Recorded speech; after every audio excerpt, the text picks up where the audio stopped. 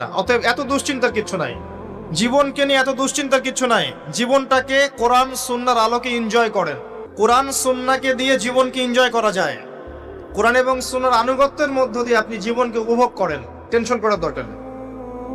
মনে রাখবেন, আল্লাহ যদি আপনার সাথে থাকেন এবং আল্লাহ যদি আপনাকে কবুল করেন, পৃথিবীর কোনো শক্তি নাই আপনাকে টলাবে।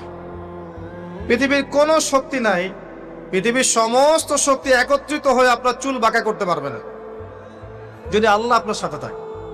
আর যদি আল্লাহ আপনার সাথে না থাকে, আইওয়াস শোডাউন দিয়ে কোনো লাভ হবে না, কেউ আপনাকে বাঁচাতে পারবে না।